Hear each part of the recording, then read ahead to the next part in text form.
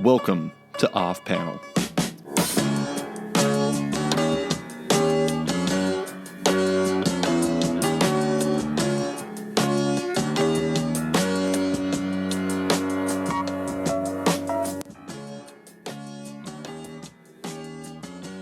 Yo everybody, welcome to Off Panel. I'm your host, David Harper, and this week's guest is the writer of the upcoming graphic novel Savage Town, as well as the upcoming Marvel miniseries Deadpool vs. Old Man Logan, and the artist of Injection at Image Comics. It's Declan Shalvey. Thanks for coming on, Declan. Whatever.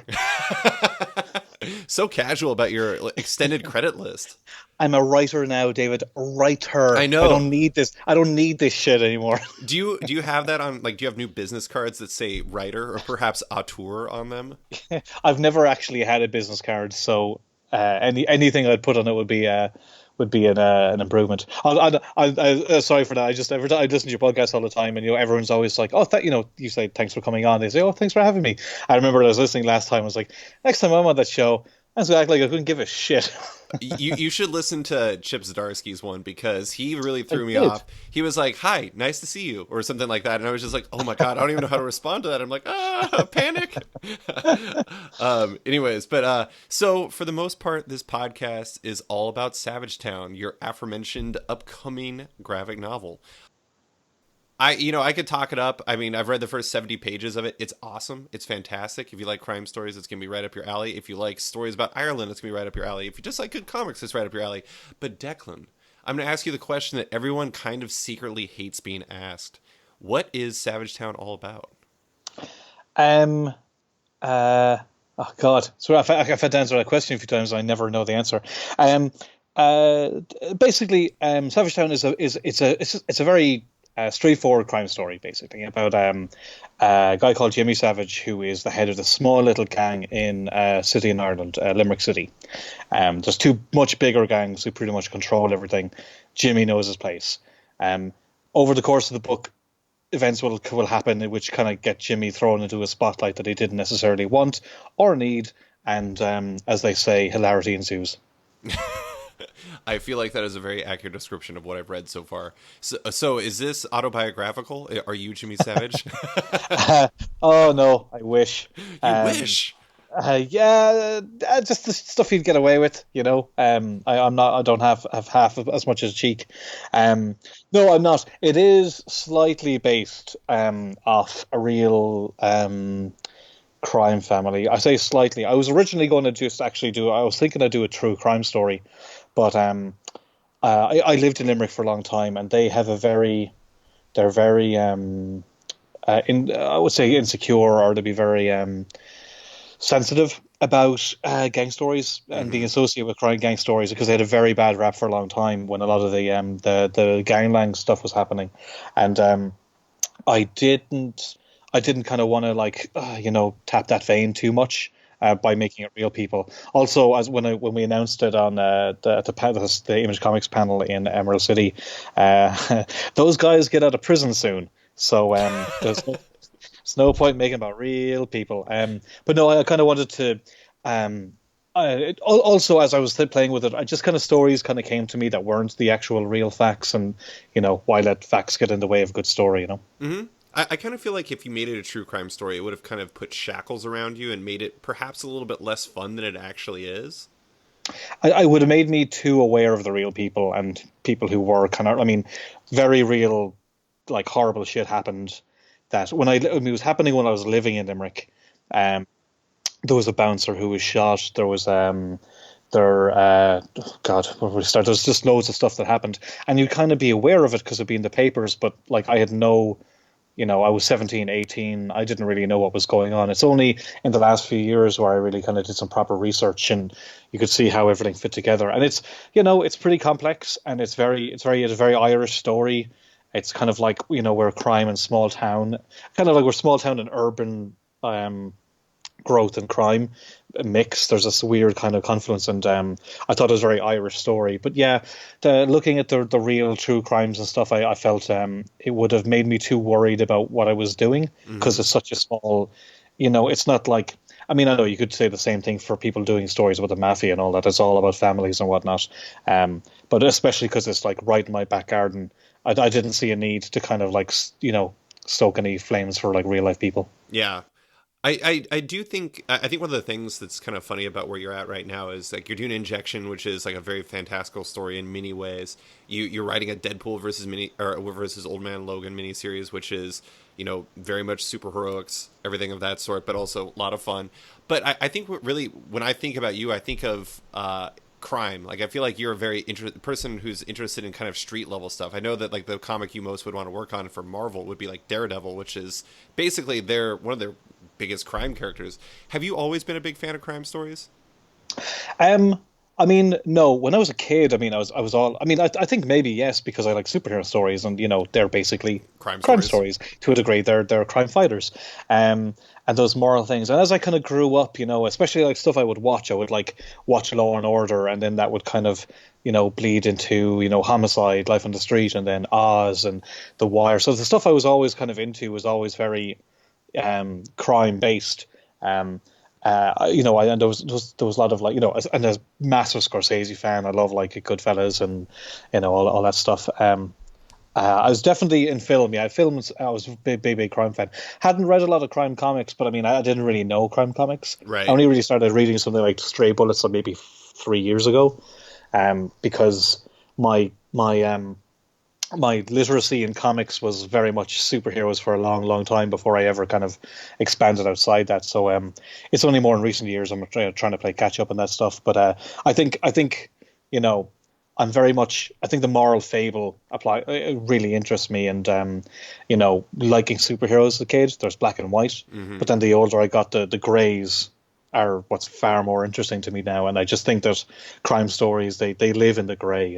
Yeah, and I think one of the interesting things about crime stories in general is how like the interpersonal is really what it's all about. It's like while there is crime going around, and that's a lot of what's driving it. Like especially in like Savage Town, a lot of the interpersonal relationships are kind of what cause like some of the follies and some of the chaos that happens within the book.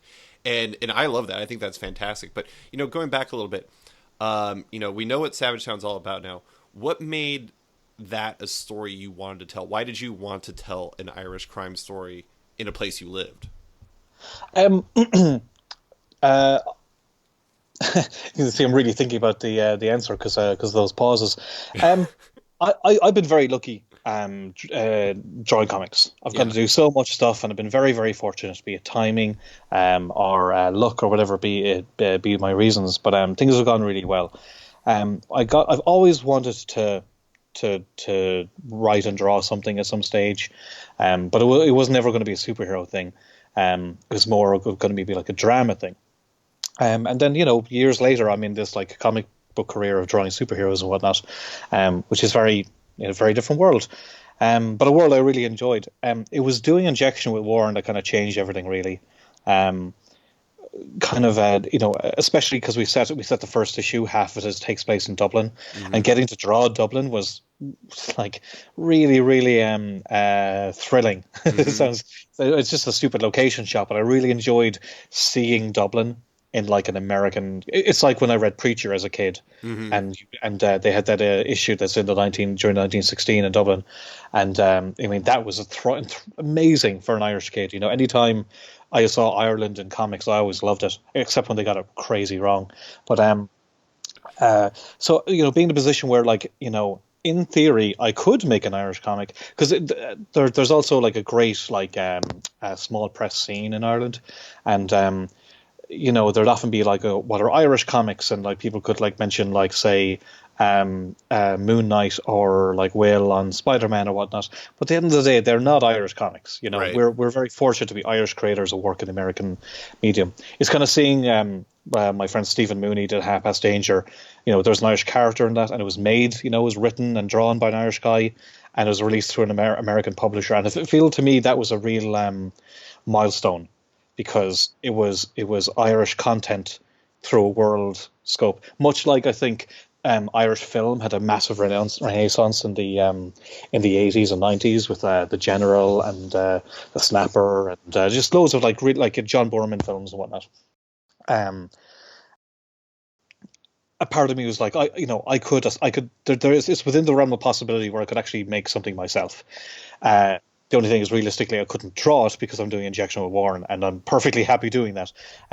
So why not try write it and do what Warren did for me for another artist? Because there's a lot of talent in Ireland, and if you can give somebody else a leg up, why not go for it? So it was kind of a mix of wanting to see more Irish content through a worldwide lens, wanting to support another creator, and also kind of taking ownership over, like creating a project. Having created Injection, I wanted to do more than just that. And Warren is like, doing Castlevania and Wildstorm and on top of Injection, and Jordy's doing like Batman and Spider-Man, and seeing everybody else in the team do so much definitely made me want to kind of like have something else outside of the one project. And also it's a book I wanted to read, which I think is kind of the best reason to make something. Is if it's something that isn't there that you'd like to read, I thought, well, feck it, I could make it. Yeah. I think one of the things that I really love about the book, and you're probably going to hate this comparison, I don't know where this movie stands these days, but a movie I enjoyed from like the mid 2000s was Hooligans. Did you ever see it? It was it was a Lexi Alexander movie that was about like kind of soccer hooligans, and it starred Elijah Wood as kind of like the person who kind of got into that community. That's called Green Street over here. Yeah, Green Street Hooligans. Yeah. Anyways, well, I mean, it was called Hooligans here. I know they changed the name for some reason, but yeah. So I like that because it kind of gave you. As somebody from Alaska, I really didn't have a lot of insight into communities like that. I didn't really have a lot of insight into what Limerick's life was like. And so I really enjoy being able to peer into that world and kind of get, kind of look through the keyhole to see what that world's like through your story. And I think it works phenomenally well. Well, like, I mean, I remember when, like, because Geordie's American, and when she came over here, there was some films I showed her, like, This Is Ireland. Yeah. And there was Father Ted, and there was, some films she didn't see, but there was loads. One of them for me was The Snapper, which is based on a Roddy Doyle book. I think Stephen Frears directed it. And, that was my childhood. I'm not from Dublin, but, like, that was a family living on a council estate where, children's lives didn't really matter that much. There's a scene where one of his kids, and Colmeany's like the dad in it, and I love Colmeany, but one of them sticks like a fork in the electrical socket, and she gets zapped. And if that was a film now, dramatic music would cut in, and it's like, we gotta get him to the doctor, and then whereas in the film she's like, sure, it'll be fine, and there was very little life. Like, children's lives were not really valued that much when I was a kid, because like anything could happen. They were kind of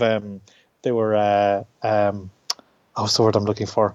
You know what I mean, anyway. And there's a certain kind of charm in all that, and I really liked, and showing, like, for what is to me Irish culture to Americans, kind of like, and I think I remember that's where I got the first thought for doing the book was, I wish I could make a comic like this. Mm-hmm. Now it's not like Savage Town isn't exactly that, but there's definitely that kind of working class element to it, where it's just everyday people. Just they happen to be in a crime gang, effectively. Like, it's a mix of one thing I wanted to do with a genre that I love. Mm-hmm. Yeah, it is. It definitely gives us insight into the sensibilities of like the Irish people. I mean, like, especially you're talking about like the Snapper and everything. Like, I think that's fantastic, because just that little scene where like the kid, like, you don't immediately like take him to the doctor or something like that. That says something. It's not like a big thing, but it's just like a little insight into how people react differently. Yeah, like there's a bit where in Savage Town where Jimmy's son calls, it's just like, oh, like his sister's being a bitch, which isn't something you would really say now. I mean, but it was said all the time, and he clips him right around the ear with the thing in his hand, like, Mm-hmm. I'm not saying we should be beating our children or anything, but I remember that kind of intolerance towards children, and just the kind of laissez-faire, or laissez-faire, what's the phrase I'm looking for? Just no one gave a fuck, right? Because frankly, they were trying to put food on the table. All these other concerns didn't really matter. Like, you'd be yelling, you'd be shouting, and like nobody was necessarily treating everybody the best. But there's a certain honesty in that. Yeah. It's like when I go to America, and waiters or waitresses are very nice to you, and you give them a tip. Whereas you come to Ireland, and there's a lot of waitresses who won't treat you particularly well because they don't give a fuck, because they're paid properly here and they don't need to get by on tips. And there's something I really like about that. I'm like, that's okay. Your job probably is shit. You don't have to pretend to be nice to me. I would much prefer the social contract of, you hate your job, I just want the food, don't talk to me. you know. I know you get paid. I'll probably leave a couple of euro. Who cares? There's something, I don't know, something I really like about that. Yeah, that's awesome. I do think it's kind of funny that right now both you and Jordy are writing books about your homes from yesteryear, because she's doing Redlands, and she's like writing about Florida, and you're writing about Limerick and Savagetown. It's kind of like, I'm sure it wasn't planned to be that way, but it's just kind of funny that you guys are both kind of giving unique insight into, well, obviously in Jordy's case, extremely unique insight into the way Florida is. Yeah, like when witches took over her town. Exactly. I mean, it's so autobiographical. It's incredible. Exactly. Well, no, weirdly, I mean, I think not specific to me or Jordy, but I think you see in a lot of comics, there's a lot of identity in creator owned. You see it in Rick's work a lot with Deadly Class. There's a lot of his love of punk in there, and there's in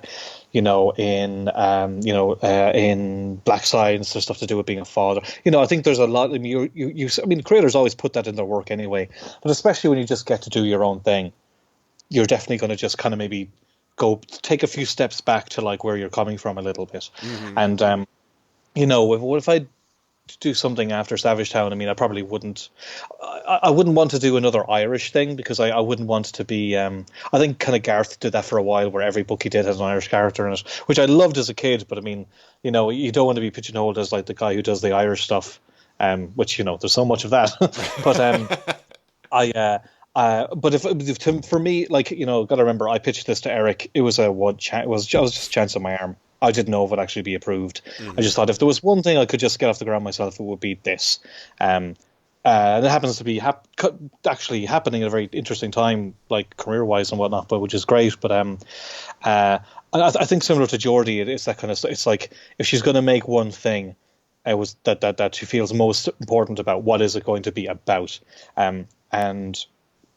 excuse me, and I think the home aspect is one thing, but for Geordie, I think it's more about the characters and. Sure.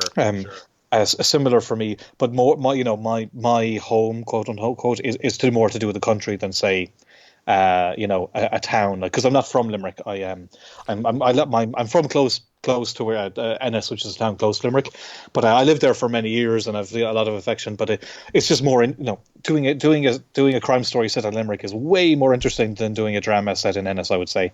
But a lot of it is, I think. I think interestingly, me and Jordy have talked about this a lot. Redlands and Savagetown kind of have the same story to a degree, about corruption and about not nice people and whatnot. Because I think she mentions watching the 7-5 documentary, because we both watched it together. We both have the same influences. You know what I mean? We both she is more interested in horror than I do. But at the same time, we watch a lot of the same stuff. And interestingly, it's like watching it going through two completely different processes. So, Savagetown is about, crime in the city or the place where I'm from, and Geordie's is kind of do the same, but they're just very completely different takes on what is kind of like not the same concept, but two very similar concepts. And I really like that. I like that when some people are worried about their ideas, that somebody else are using their ideas, and that's why I think execution matters so much. Like plot wise, our stories are different, but they kind of have the same kernel. Sure. But like if you look at the two books, they could not be more different. I do think it's really interesting because that's kind of in some ways like the creator-owned dream. It's like you can have kernels of the same story, but they're filtered through the creator's perspective, so they tell something entirely different, even though they kind of have the same roots. Yeah, and also on things that are because Geordie's really concerned with representation and diversity, and she's kind of working that into her book. I mean, I'm aware of that too, but considering where the story, the Savagetown takes place in, it's kind of more about how there isn't diversity. You know what I mean? And how anything that is different is a much, much bigger deal. Like it's, because we don't talk about well, that's different. Jordy talks to me more about Redlands than I talk to Jordy about Savage Town, but it's just our process are very, very different, you know. Which is good because that means I can bounce something off her, and she'll have a different point of view, and she can bounce stuff off me, and I have a different point of view. But we're both very sure in the type of stories we're trying to tell.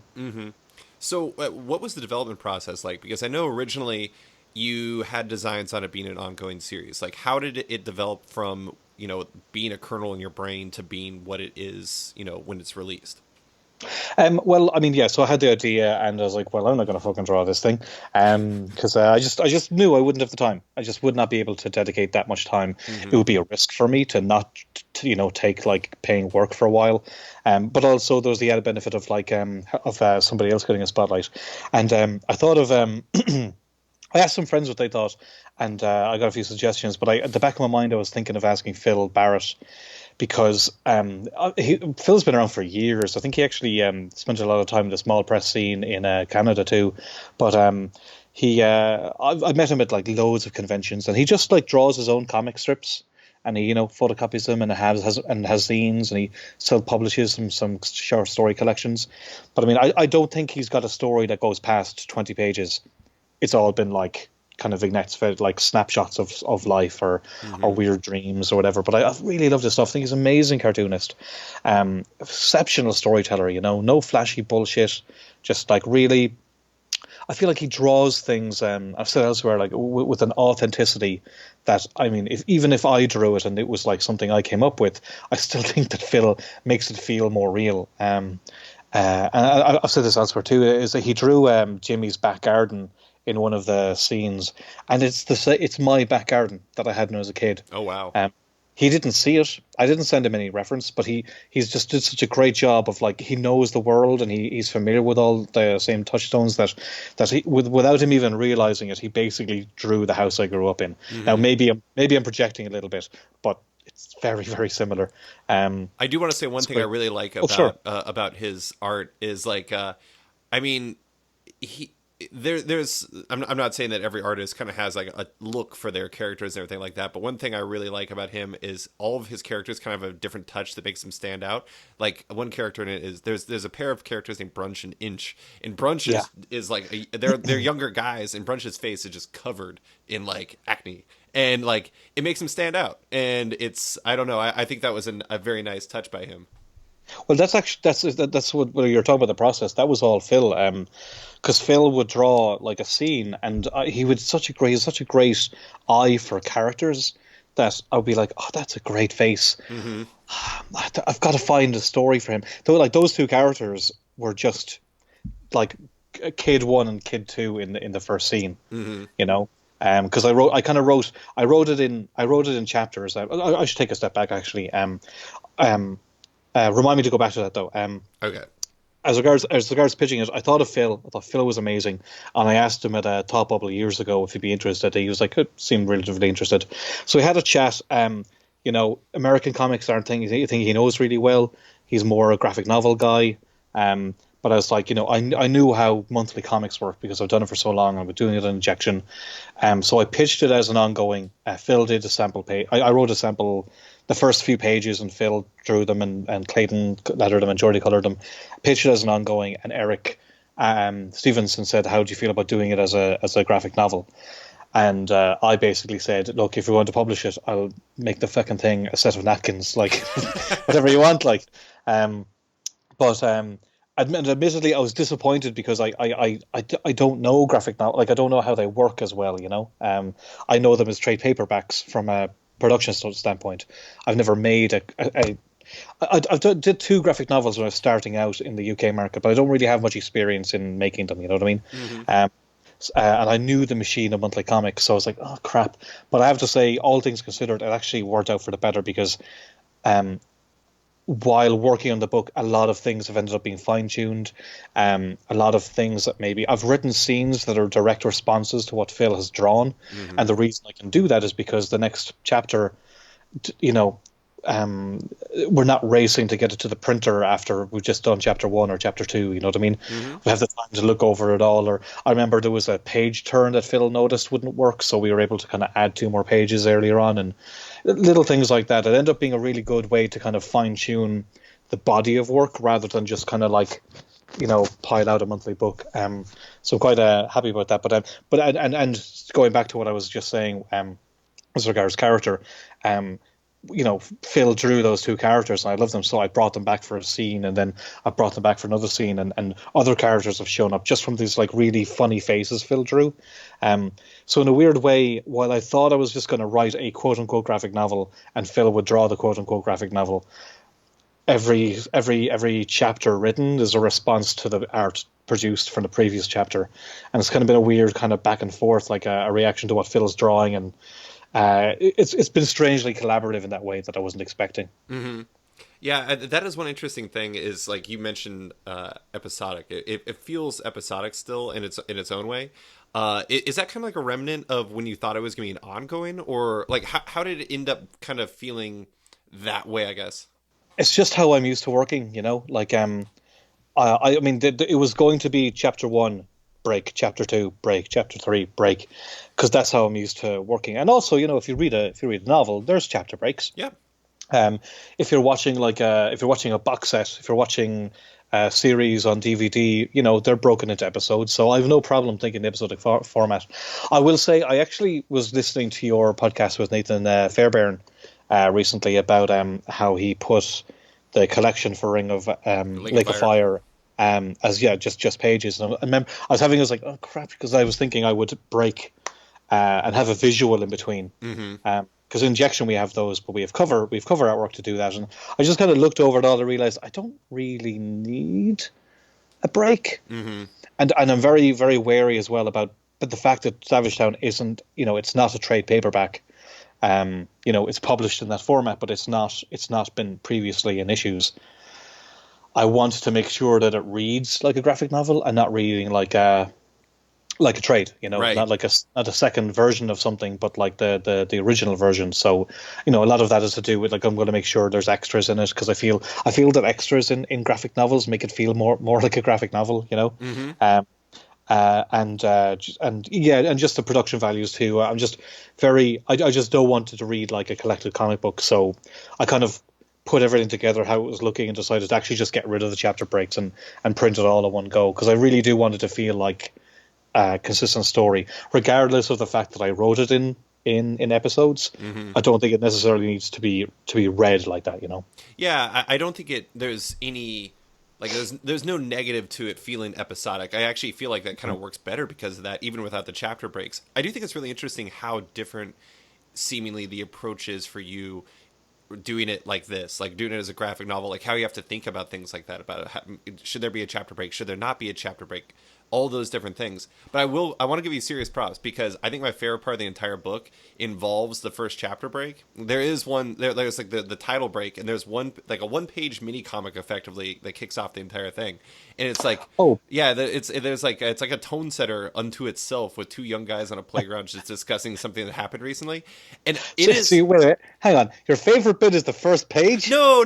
I just I just want to say it is absolutely perfect. Like I think I kind of feel like you could just make that like a promotional tool where you just post that and people will be like, I know what this feels like. I love this. This is awesome, because it sets the tone for the entire book so well that like after reading that, I was just kind of grinning, even though it's kind of a morbid thing, but it's kind of like a joke in some ways. It's got like a punchline at the end to a certain degree. And I don't know. I love it. And I just think it's funny that like the one episodic thing that remains is such a good tone setter for the entire book. I'll tell you what that is. That is a blatant rip-off of The Wire. Oh, really? Yeah. Have you seen The Wire? I don't know if I want to admit this in public, but I watched the first 4 episodes and I thought it was really boring, but I was in college.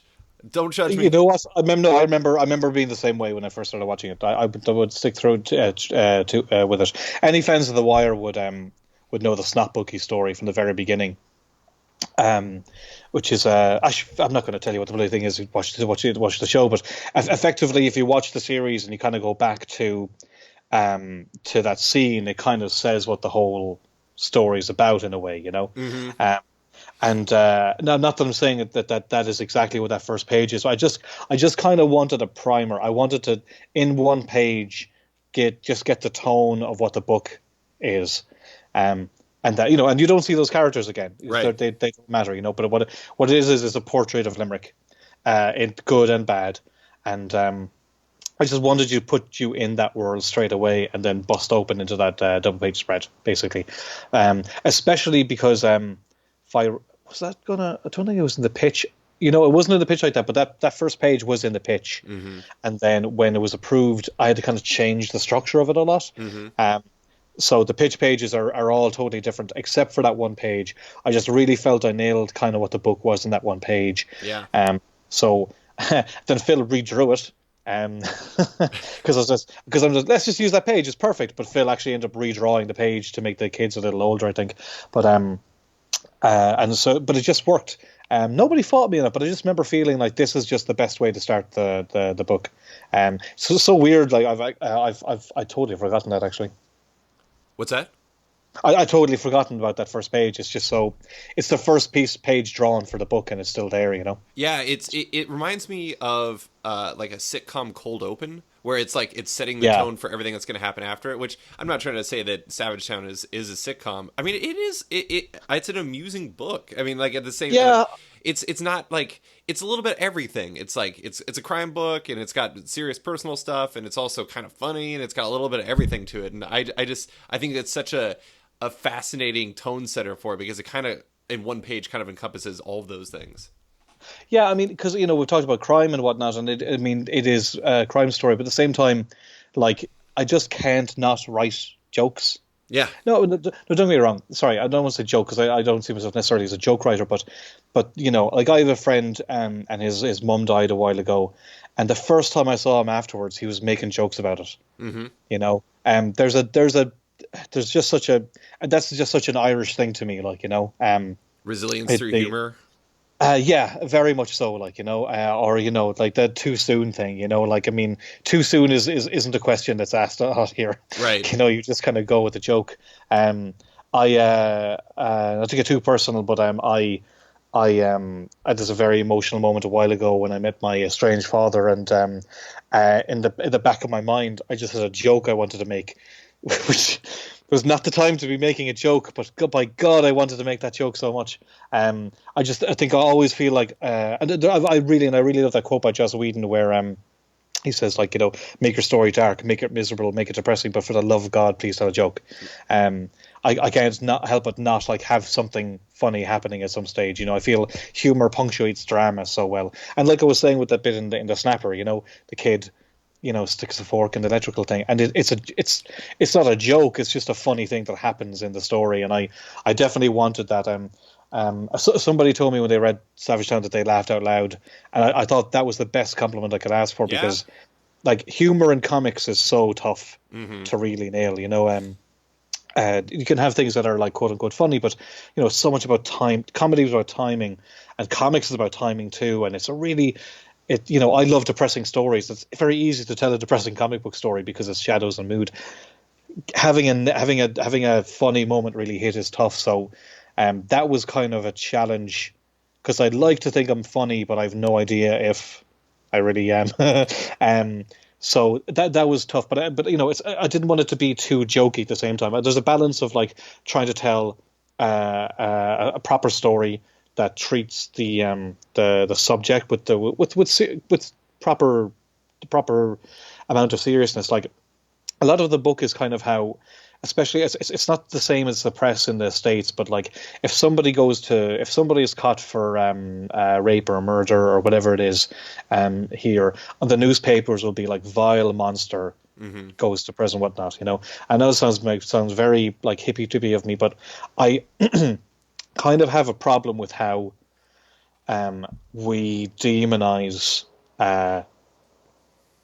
criminals to a large degree, where I mean, don't get me wrong, I'm not saying like let's all give them a hug and everything will be fine, but I feel that like by dehumanizing them, we give ourselves a kind of a get out of jail free card to a degree. You know, it's like we don't take responsibility that like our culture creates these problems, and when somebody does these things, if we just say they're inhuman, that lets us off the hook for creates an other. A lot of these. Exactly, and you know, and I'm you know, I'm big into like I believe in rehabilitation and stuff like this. I'm very, clearly I'm very like soft-hearted in some degrees. Don't mean, and I'm not saying like I guess I'm flipping over back and forth here. Um, Well, what I mean what I mean is I believe in crime, I believe in punishment. Don't get me wrong, but I certainly think that we do tend to just write people off for crimes, not just punishing them, but maligning them, and therefore, you know, then these problems happen all over again. And then when I see like what was happening in Limerick, where all this stuff was happening, and it's just training the next generation to be just like the previous generation, and we just send them all off to prison and say, "Oh, fuck these scumbags." Things don't get better. So I wanted to humanize these characters without glorifying them. And I right. think humor's a great way to humanize characters, even though I am not condoning what Jimmy does in this book, and he does some really horrible things. But I definitely wanted you to like him. Right. I'm going to give you a compliment you're going to like very much, I feel. I feel like Savage Town really feels like a Martin McDonagh story. He's British, so he's not Irish, but at the same time, like, In Bruges is absolutely one of my favorite movies, and it kind of reminds me of that because it's like a very serious story that has like humor that kind of ties you to the characters. And I don't know, like Jimmy is a very I read an interview you did about Savage Town that they described Jimmy as a unlikable character, which I thought was kind of funny because I actually think he's pretty likable. And I feel like one thing that you did in the story and not this is like the most mild of spoilers. One thing he does in the story consistently really makes that stand out. He's very nice to his horse, and and I think if you're nice to an animal, you're getting one thing right at least. And I feel like that was just like this nice subtle touch that like I don't know. It says a lot about the person. Like he's more than just these bad things he does. And Yeah, but at the same time, he's nice to his horse, but he wasn't very nice to his wife. no, he's not You very know? nice. Oh, he's very nice. He's nicer to his horse than anybody else. That's so. I'm not saying he's a good person. I'm just saying that like there's a level of good to him ish. Yeah, no, I'll take what you said at the Martin McDonagh comparison. I'll take that to heart because I mean if you've seen The Guard, Brendan Gleeson and Don Cheadle, that's very much like and there's a certain level of I don't know if you've seen it, but there's a certain level of political incorrectness in that too, that is very Irish. A lot of the story is how we're kind of innocently racist in so many ways, Right. for lack of a better term, in that we have racism based on ignorance, not hate. In some cases, if you read the book, there's kind of more to that in this, but There definitely is. yeah, and a hypocrisy as well. I feel with regard. I mean, in a weird way, it's kind of a criticism of Ireland. The book. It's like it's a love and hate letter in some ways. But no, I'll take that because I know McDonagh. I think he was raised in England, but he definitely is Irish. I think his parents are Irish, maybe, or he lived in Ireland for a long time. But there's definitely an Irish connection, and he really taps into that so well. Am I remembering the right brother? Is it him who did? No, In Bruges isn't the same brother, is it? In Bruges and The Guard were both Martin McDonagh. Okay, grand. I'm Because I pretty know there's the sure. other brother. I think you're right, and the other brother did Seven Psychopaths or something. I No, always no, think of Martin McDonagh did that too.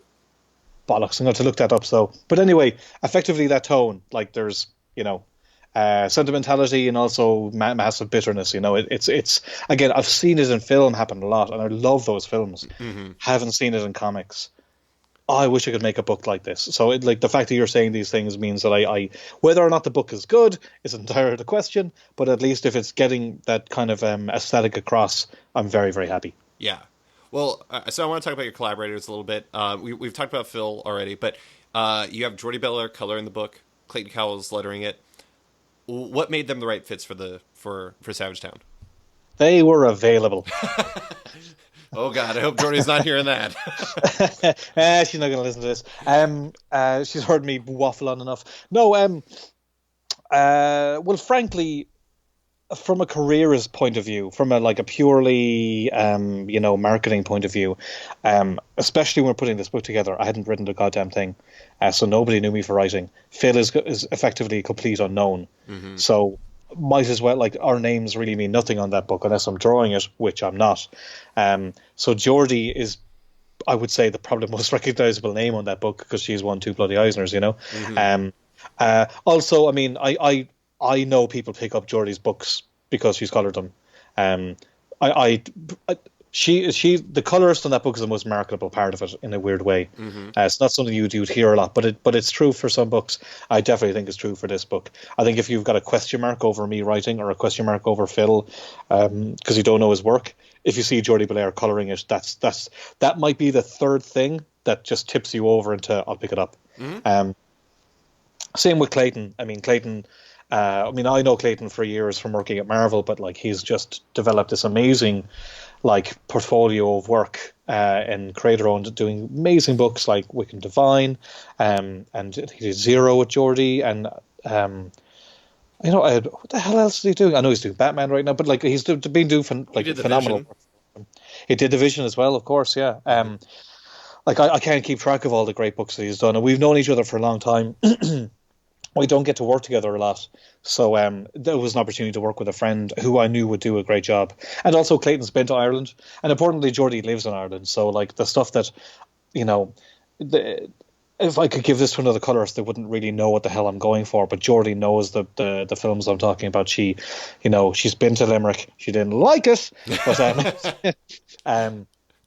maybe I can get her down again and she can change her mind. But she knows the people, and so there's this. She knows very much what I'm going for with the book. So, also we struck a deal as to how I could afford to get her in the book. So I'm going to be doing the dishes for a long time. I've talked about this on the podcast before, but I do think the marketability thing is actually kind of funny because, in a lot of ways, it's like writers. They can do a lot of stuff, but be based off of plot. You never really know if it's going to be something that's going to be for you. Artists, you guys can really do one book a month, or one book at a time. That's really kind of it, unless you're like, I don't know, a Terminator or Erica Henderson.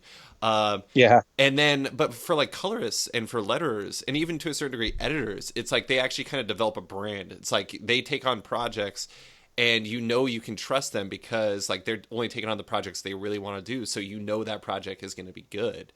And it is kind of funny. So it's like having Jordi and Clayton on there is almost like a qualitative statement. It's like it's worth their time, so it's going to be good. I know it's kind of a horrible thing to say, but it's true. No. I mean, it's something important I had to consider when effectively, like I said, that normally it's the names are who's writing and drawing it, and neither me or Phil are names in this regard.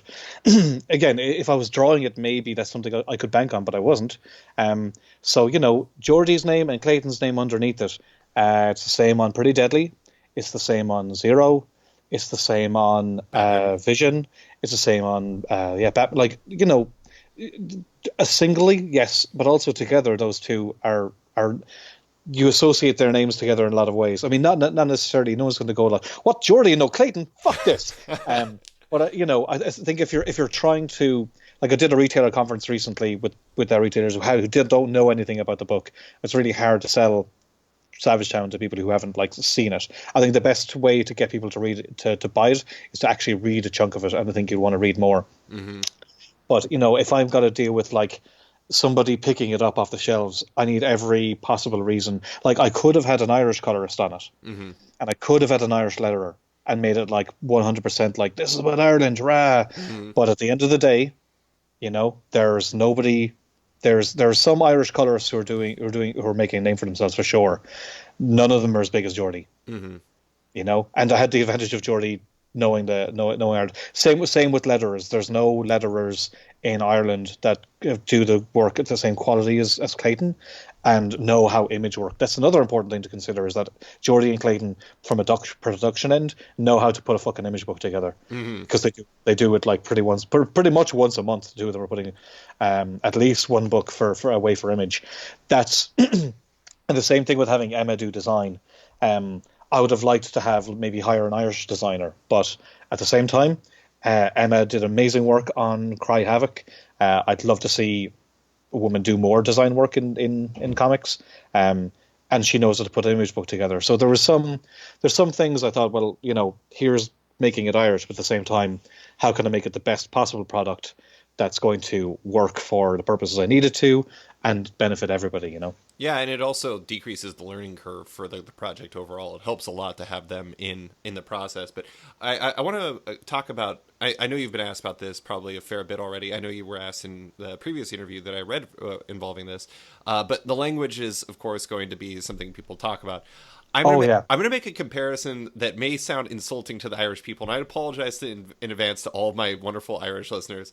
But in a weird way, reading Savage Town kind of reminded me of reading Kaiju Max, which is Xander Cannon's awesome kaiju Oh, prison yeah. book, because it uses slang so successfully. I mean, like I don't know if you've read it, but there's like an entire different language that that the kaiju use in the prison that I don't really understand. And in a weird way, it's just like the same thing in Savage Town. Like it's a different dialect of a language I already speak, and I just don't really necessarily understand it. When it came to that side of things, was there any part of you that considered dialing it back at all so it didn't play so regionally, or was it important for you to kind of get that authenticity correct when it came to the way people spoke? I figured I should use my whole arse, you know. Like I no, I mean the thought came into. I mean, I love it when Garth Ennis did it in Preacher with Cassidy, Right. and it spoke so well for Cassidy because he's the one character who talked like that. And I know that those things can get very hackneyed, but the same reason for Phil's work being so immersive, I kind of wanted to do the same thing. And the Wire was again kind of where I came from with that because in The Wire there's an awful lot of street slang, Mm-hmm. and from one end, and then you go to the cops, and there's a whole load of police jargon. Mm-hmm. So there's terminology for both that you don't know what the fuck is going on. Like, what the hell's a red ball? All these different things. And when you stick with it, you kind of, I feel like it becomes part of the immersive experience Right. of watching that show.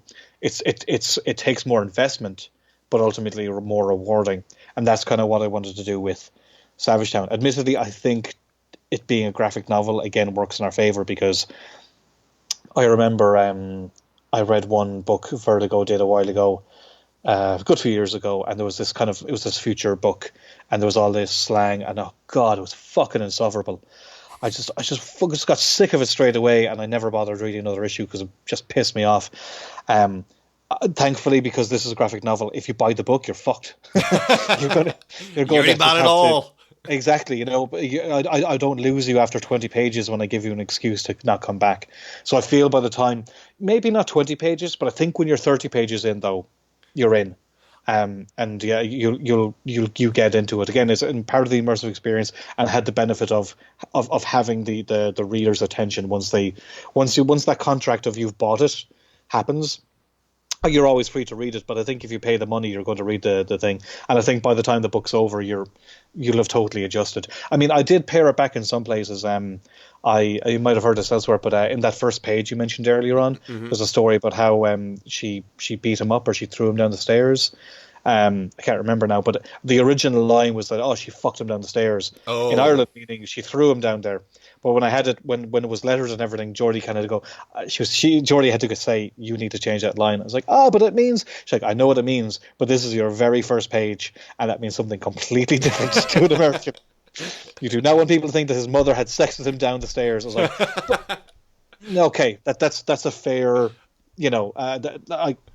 I think maybe I'm a little bit lighter at the beginning, and then I kind of like get a little heavier as it goes, because I don't want to completely. I hate being taken out of the story. You know what I mean? Right. And I think slang and dialogue really does risk that.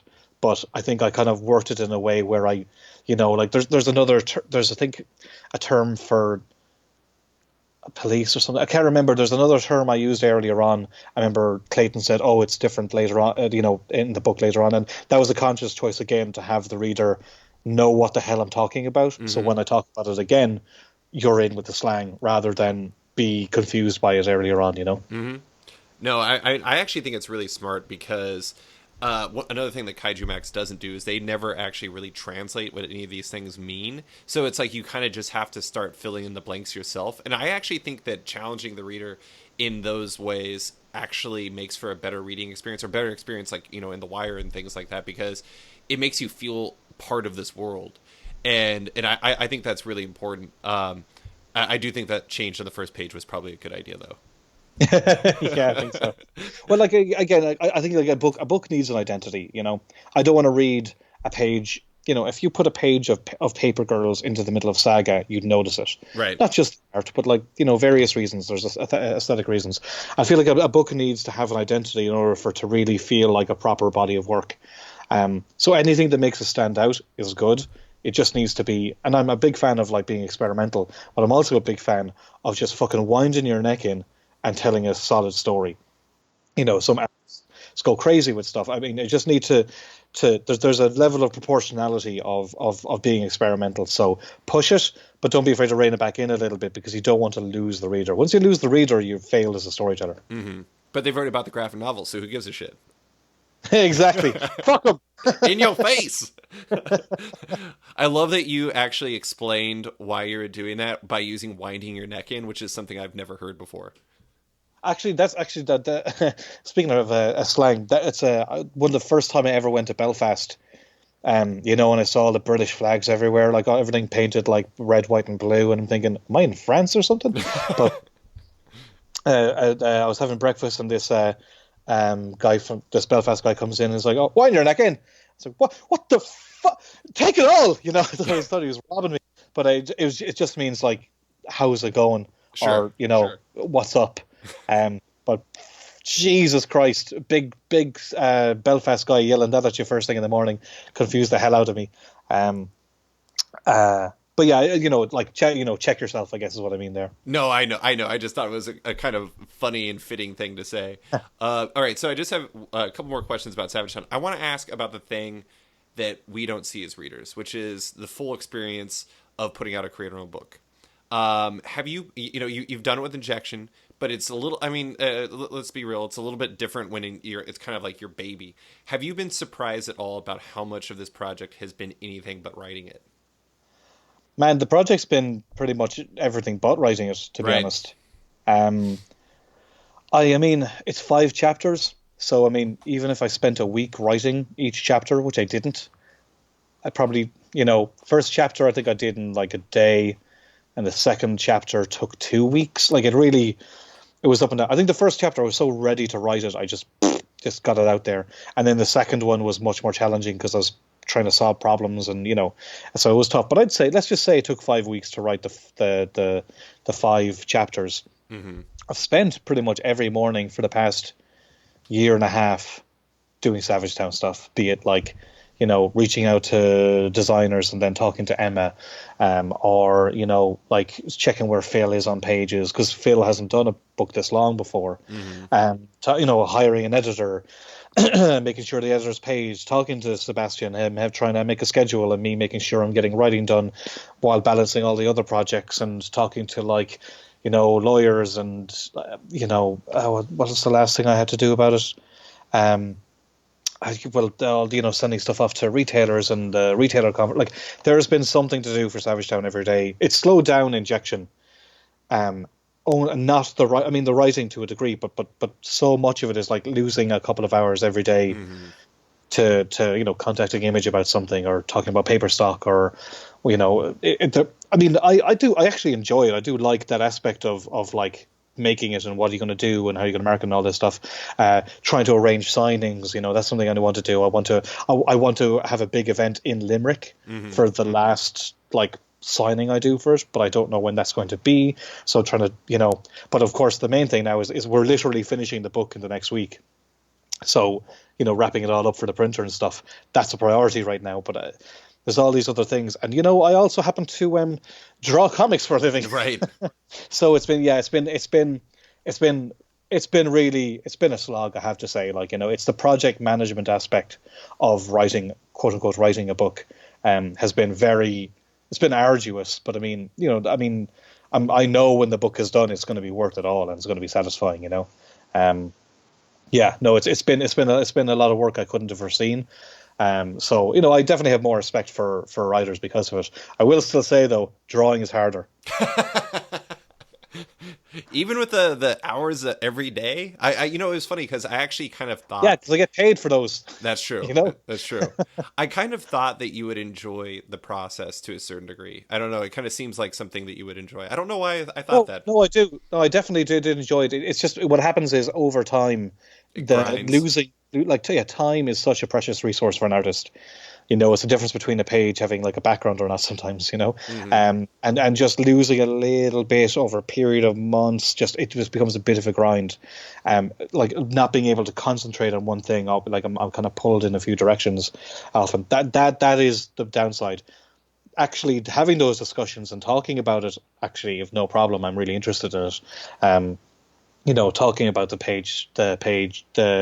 page count, and will we have this, that, and the other in it, and what'll be the paper stock and all. I really actually enjoy that. I enjoy the kind of businessier aspects of it. It's interesting, but it is time consuming, and time is the one luxury I generally don't have. Well, speaking of things that are taking up your time, I just have a few more questions, but I wanted to ask about Deadpool versus Old Man Logan. You're working on Oh, sure. that with Mike Henderson and Lee Lowridge. Yep. It's the first Marvel book, I believe, that you're writing for another artist. How has that experience been so far? Like, and also beyond that, how did the project come together? Is it something? Do you pitch them on, or what was it like? No, they. Fuck it, I think it's okay to say. It was Heather Antos. Email. I worked with Heather on a lot of variant covers and stuff. And she's been over to Ireland a couple of times too, so we've hung out. She's bang on, but she's great. Every Very slang. good clarification. Yeah, I just realized I had the same problem in college once where I was trying to like describe a lady, and every term I had could be. That's actually one of the cool things about Savage Town is that like slang works both ways. The word savage I know. in actually is actually a good thing. Like It's if like I a said, triple oh, entendre. exactly, yeah, yeah. So the language being a thing. So yeah, I'm glad I clarified there. But no, Heather's great. But her and Jordan asked if I'd be up for writing and drawing Wolverine versus Deadpool versus Old Man Logan. Um, and I just couldn't do it because I was in the middle of injection still. There was no way I could take it on. Although I was kind of dependent on schedule basically, but in the end I couldn't work it out. So I chanced my arm, as we say, and Hmm. I said, "Well, if you're willing to let me write it anyway, like maybe I still could." And as it happened, Savage Town, we had lettered the first chapter of it, which was me writing for another artist, and I sent it on, and I was like, just to show I can do it. I didn't think they'd go for it, but uh, they said, yeah, okay, grand. Think they said if the schedule clears, maybe you'll still draw it, but otherwise, like, we could, if you can't, then we'll find another artist. So I was like, fucking nice one. Because otherwise it would have just have been like, oh well, thanks anyway, and it can't work out, which would have sucked. Really would have been pissed off, but because I really would, I liked the idea of it. I thought it sounded fun, and really liked both of those characters. So yeah, so I honestly, it's been great. Heather scheduled it so well. Like I have 3 issues written already, Hmm. and the book's not out till October. So like there's no. If anything, I'll probably be able to kind of look over the whole thing before it's even fucking printed, the whole, and just make sure everything's good. So no, it's been great. I mean, it's been pressure trying to make sure I get stuff in on, scripts in on time, as well as, so I'd like to have a deadline for Heather for a script, and then another one for a cover. It's been days like, can I get the script in a day later because I've got this cover to do.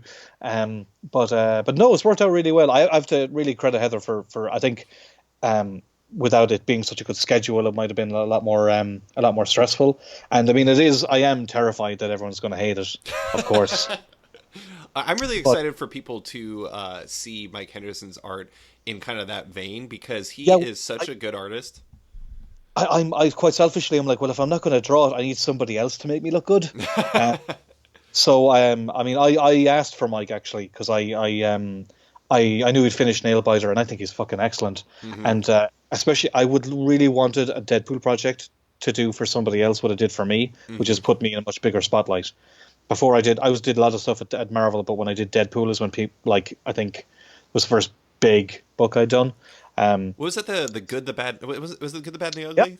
Yeah, that was it. That was a really tremendous arc. Oh, thanks, man. Well, that was the first time Jordy got to work with me in a Marvel book too. Like the things just worked out really well, and Jerry wrote a great script. So I kind of, like I said, I would love to have that be basically a portfolio book for somebody else, the way it was for me. And by Christ, Mike's delivering, man. Yeah, Page is fantastic. Like, and even like his layouts, he sent in layouts. I'm like, bish bash bosh. I know where everything's going. I'm like, yeah, that's savage. Go with it. Like, it's great. I just write the words, and they come out looking really nice, and I don't have to. Oh God, writing's amazing. That's the dream. That's true. Well, I mean, but and Mike also, I kind of asked Mike, like, what do you want to draw? Like, just tell me what you want. I think he just wants to draw Logan, losing his shit. But I think he said after drawing like loads of talking heads and Nailbiter, he wanted to cut loose a bit. So, I mean, that's all I needed to hear. I'm like, then I cut thee loose. I'm just trying to write as much kind of crazy shit for him to draw, because I can see with the crazy bits is where he's a really good cartoonist, which is a huge benefit. I actually really, I'm surprised how much I really like his Deadpool. He draws a really great Deadpool. Like there's loads of like Logan. Basically, a lot of it's like, what would I love to draw if I was doing a book with Deadpool and Logan in it, and I'm trying to pace myself so that I don't, put the best bits in first as such. Sure. I'm trying to just have little snippets, because I want Mike to have something to kind of build towards, so little bits of craziness to sprinkle through the book and hopefully like hit a big proper climax. But no, he's a fantastic storyteller, an amazing artist. I worked with Lee on Venom, so it's really weird to be writing a book that he's coloring now. But no, I'm delighted. Like, if the book isn't good, it'll be my fault, period. I don't think that is going to be a problem. I do want to give Mike credit. One thing, you see a lot of people who do like excellent at commissions and like pinups and things like that, and they aren't necessarily great storytellers. He's both. That dude can bring so much energy to anything he's doing, while also just being a spot on storyteller. Like, I'm excited to read it just to see him kind of, like you said, unleashed. Yeah, no, but and it is him unleashed. I mean, it's bloody excellent stuff. Like, I mean, honestly, I don't like. It sucks, but like, I don't think I'd have done half as good a job. If I was trying it. It's probably not the best thing to say, but no, I just think he's nailing it. And there's so many little bits of visual flair he adds. It would put it this way: I think there's a crossover with our work, which is kind of partly why I asked for him.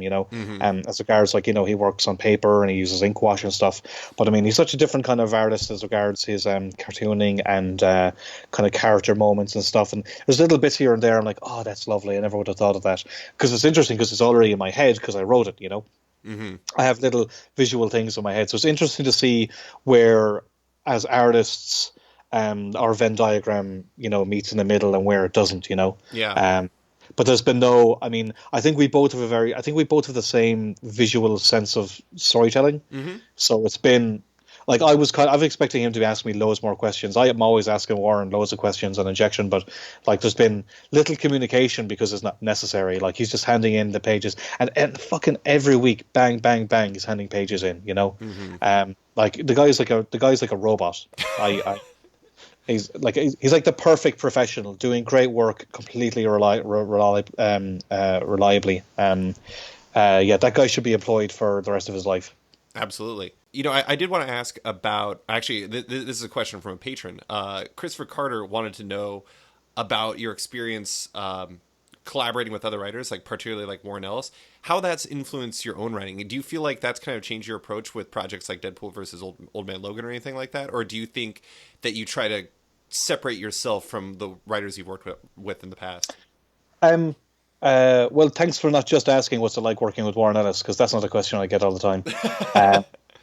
That's right. That is a good question, though. Warren gave me some great advice when I was starting Fury. I might have said this in the last podcast, but he said that artists who write tend to overwrite. Yes, you did say that, but it's still a good point. Okay. Yeah, and I remember, like, I've been looking at a lot of artists who are writing now, and or have been, and I can see that being a problem for sure. I find that I'm definitely being as minimal as possible. Because I don't want to muddy up like the pages with stupid words. So I found, and there's also, his scripts are very lean. Now, I mean, I've worked with like say Brian Wood and Jeff, and like there's things like Jeff used to write, and I didn't know this for a long time, but when I worked with Jeff, he would write. There was lots of Thunderbolts, but the backgrounds would be like caves or deserts, or easy backgrounds because there's so many characters. So I've really taken that on board. So like when I'm writing stuff for like Phil or Mike, I'm like, well, I'm gonna like here's a kitchen scene that'll be difficult to draw, but here's a nighttime scene where it's just shadows, like trying to make economical decisions for the artist, because you always hear people saying, oh, the comics don't have a budget. Well, they do. Yeah, it's time. right. So I really try to keep that in mind for like I'll ask somebody to draw something hard here and there, but I'll make it easy for you on another couple of pages. I learned that with Jeff in a big way, and I think working with Warren and his scripts has definitely helped me refine my my pacing in a large way, and I'm not sure. I mean, it'll be interesting to read. I mean, for you, I guess, or anybody, to read Savage Town or read Deadpool versus Old Man Logan, just to see if there's any similarities. I think there's maybe a pace or way I like to kind of have dialogue move through a page that may be similar. That's kind of going to be something I'm going to have to look back and analyze with some distance, because I'm just too close to both of them right now to really know. For sure, but I think one thing definitely with Warren is I develop more confidence in my approach, Yeah, and that's paid off. I think I would find it very hard writing before that because I wouldn't have as much faith in myself. yeah. I mean, I think that your Furious story definitely reflected Warren's advice. Oh yeah, and, yeah, that's a good example. Yeah. So just a couple more questions for you. I wanted to ask about I mean, this is going to be really hard to tell because this is kind of a global question that might not even be for you to answer. But do you feel like since you added writer to your theoretical business card, because you don't actually have business cards, do you feel like your perception as a creator has changed at all? Like, do you feel like that's opened doors that might not have been there before? It's opened doors that weren't there for sure. That has happened. Right. I've gotten an offer for something to write and draw that I don't think I can do, but I don't think that offer would have been there unless, say, Will Moss had opened that door for me at Marvel last year. Right. I think like, especially because me and Jordy do so many books and we're at one end of the production, and we see how some people are kind of fucked over sometimes. And it's great to be at the beginning of that project because you can make sure somebody isn't fucked over pretty easily. And both of us are putting our money where our mouth is, basically, and can show it can kind of be done. So fuck those guys. But I think, right. Look, I personally think there's this myth of the writer that people just think, oh, writers are brilliant. Where do you get your ideas? Blah blah blah. And that's fucking mad. I see writing for me coming at it from an illustrator point of view, which is problem solving. And I may have said this before, so I apologize if I'm repeating myself. But taking a script and making it work visually is a problem I like solving. And I was worried by writing that would be removed. But what I found is that writing is now the problem solving aspect, and I actually quite enjoy that. Right. It makes the layouts easier and whatnot. I really enjoy that. So I think there's just because of the put a writer afterwards, there's a perception thing. More importantly, it opens up more creative things to play with, which I do enjoy. Because when you're drawing all the time, your mind goes mad half the time. So it gives you something to kind of potter away in the back of your mind, and you can be writing in your head before you actually get to the page, which is great. Mm-hmm. But also, it gives me and Geordie, more autonomy over our career to a degree, where we can choose projects. Like we're both very fortunate that people who are very successful and important want to work with us. I'm very grateful. I don't know where that's going to be in 5 years. Maybe I'll have burnt all my bridges by then. So being able to set up projects of our own that we can develop means that, as creators, we can just kind of make our own thing. And therefore, if I want to draw Daredevil someday, I mean, whatever. But that's a good decision. It's empowering. That's what it is. Being able to write your own work is empowering. The same way as doing creative work was empowering. Mm-hmm. Whereas I don't have to say yes or no to a gig just to, pay the bills. Yeah. I can make the answer can be a creative one, financially to a degree, of course. But it makes it much easier to have a more satisfying career based on what you want to be doing. It's been great that way. Yeah, control is empowering, and it gives you a little bit more control than you had before. It is kind of cool seeing it. You like kind of unlock all these different things for yourself because it gives Yeah, you. like Sorry, go yeah, ahead. no, sorry, but like the Deadpool old Man Logan, like I couldn't draw that, but I had some ideas, and I didn't have to go. Sorry, I can't. I still get to play with those ideas, Hmm. you know, um, without having, I can't, not drawing it isn't holding me back. Hmm. Generally, as an artist, you're available. Your window is so short. Can you do this cover by then, or you can't do this many issues in that many months because things are going to print or whatnot. There's all these limitations. Writing just kind of cuts through a lot of that, which makes you have a kind of a more fuller career. And like I'd love to be able to maybe draw a book at Image and write a book at Marvel, or draw a book at Marvel and write a book at Image, or write and draw something for Image and hop back over to Marvel or something. I think that's very exciting and would be interesting for the next few years. If people like the stories or they're even bothered. So the last question I want to ask about you was you had an Art Cred column that you wrote for Image Plus magazine. It's now been a couple months since it dropped. What did you think of the response to it? Do you think it accomplished what you hoped it could? I don't know, man. Like, have I changed the world? I don't Maybe. know. No, I don't know. I think I was really, really happy to see the conversation happen, because anytime I would bring it up, point out stuff where it's kind of shitty, it would just turn into this fucking stupid artist versus writers fucking argument, Right. where people weren't listening to what you were saying or pointing out what I was saying, and in part that was really not my fault, but like, I hadn't written a proper piece explaining where I was coming from, and being able to kind of lay it out there in a piece that people could read was extremely productive, rather than pointing at the problem. Because when you just point at the problem, people just project their own shit on top of stuff, and that wasn't being particularly helpful. And it was very frustrating that I was trying to, here's a problem, and all I was hearing back were arguments that I wasn't having. That was really, really annoying me. So I don't know if it's changed much. I mean, I think it definitely, it was a great reaction. I was really, really pleased with the content of the conversation afterwards. It didn't devolve into that stupid thing. I just think it raised everyone's consciousness a little bit, which is all I can really ask for. And Image were very supportive, I had to say. It was really good of them to ask and then put on the website afterwards. So it's still there and anybody can still access it. Frankly, I'm tired of having the conversation over and over again. I don't want to be, The Art Cred guy. yeah, well, I know I am, but we've done panels and stuff. But I mean, I just kind of wish other people would have that. I wish others would take off the conversation, and just I wouldn't have to be the one to do it, because it wasn't for me anyway. The whole reason I got annoyed about it was actually because of Stephen Mooney, because he was doing a Midnighter book and nobody was crediting him for it. I was like, this is bullshit. Same thing with the Colorist Appreciation Day. Kind of apparently started because Geordie was upset that another colorist friend of hers was being treated crappily.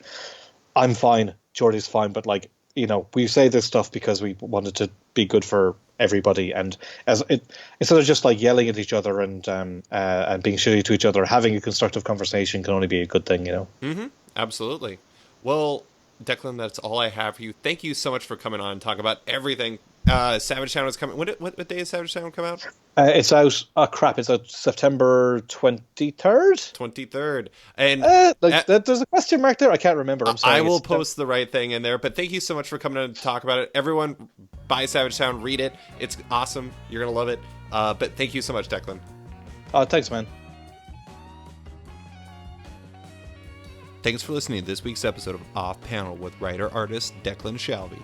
You can find him on Twitter at Declan Shalvey, and his work in Injection, the upcoming Deadpool vs. Old Man Logan, and the upcoming graphic novel Savage Town, which is out September 20th from Image Comics. Order it today. If you're a fan of the show, there's some big news. Off Panel now has a Patreon. If you like the show and want to support it, consider backing on Patreon at patreon.com/offpanel. There are fun rewards and insider information you can get if you do. Big thanks to all my existing patrons, including Barry Straw, Colin McMahon, Chris Palmer, Maxwell Schmidt, Dan Lee, Scott McGovern, Nathan Fairbairn, Kat McKenzie, Lou Iovino, Christopher Carter, Nicholas Kesslake, Brian Dickerson, Greg Rucka, Ryan Mail, Adam Highfill, Nicholas Gardner, Andrew Corrigan, Fiona Staples, Chris Morris, Johan Brander, Chris O'Halloran, Mark Abnett, Matt Battaglia, Mike Murphy, Michael Shirley, Tom Barnett, Jim DiMonacos, Norbert, Nick Lowe, James Kaplan, and Mission Comics and Art in San Francisco. You guys are all the best. Don't forget to like the show on Facebook at /sketched. That's SKTCHD. Follow it on Twitter at @sketchcomic, or follow me at @slicefriedgold.